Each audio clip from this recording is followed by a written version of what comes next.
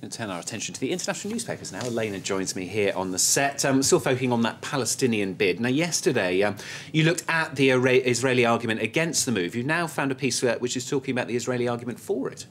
Yes, this is by the Israeli historian Gershom Gorenberg, and he's writing in the Daily Beast, arguing that if Israel wants to survive as a state and a democracy, they have to give up on the West Bank. Now, why? He argues that when Israel was created in 1949, it was a beacon of democracy in the Middle East, and indeed for post-colonial countries around the world, and ever since it's started to go backwards on this legacy. Well, since the 1967 war, according to him, he points out that laws have recently been passed which allow, for example, discrimination in housing against Arab Israelis, or ban people from boycotting products made in settlements, and that's upset more Israeli people than international opinion would generally think, is what he says anyway. He says the Israeli government is under fire from all directions, not only from the Palestinians but also from lots of people within Israel. Remember, the whole summer saw demonstrations about costs of living and government behaviour across Israel, and they say if the country is going to restore its democratic legitimacy, according to the historian, then the first thing is to allow the Palestinians to have their own state. And a lot of the papers also picking up on the story about whether it may become an election issue now. The Republican hopeful Rick Perry attacking Obama, saying he's betrayed Israel.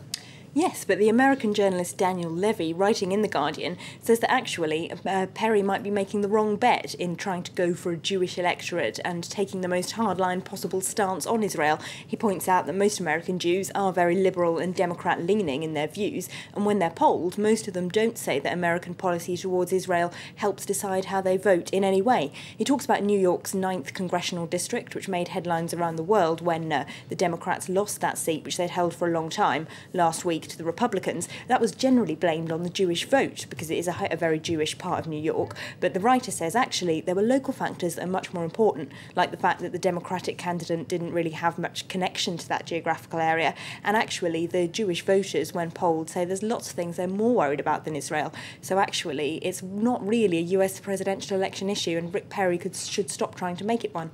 Let's go somewhere completely different now. The assassination of the former Afghan president and the effect that may have on peace talks. Yeah, there's an interesting piece in The New Yorker which calls it the opening shot in the civil war that the American troops leaving Afghanistan could spark. Now, Rabbani, of course, was a key figure in the reconciliation process and also an old enemy of the Taliban. He was once a Northern League warlord and was president of Afghanistan before the Taliban took control. So their killing of him, they're really taking vengeance of a decades-old grudge, and according to The New Yorker, they've launched a campaign of assassinations against all sorts of people in high-ranking roles in Afghanistan, from provincial governors to police chiefs, anyone who's opposed them, even if that grievance dates back decades. And he's worried that after American troops pull out, that could descend into a civil war. Another story which is making all the papers, a story which we told you about a little bit earlier on here on France 24, the imminent execution of Troy Davis in Georgia. Yes, the New York Times calls the decision of the Georgia Parole Board to turn down his appeal for clemency yesterday a grievous wrong and a tragic miscarriage of justice.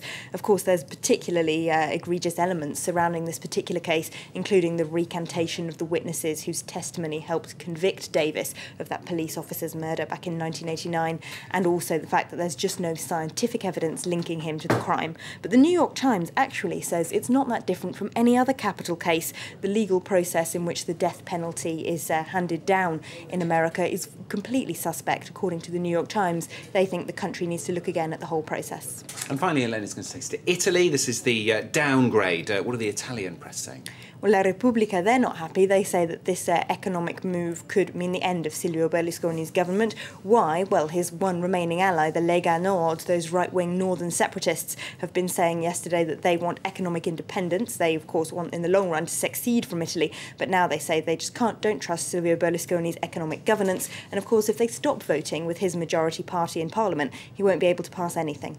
There you go. That's your flick through the international papers with Elena. Thanks very much.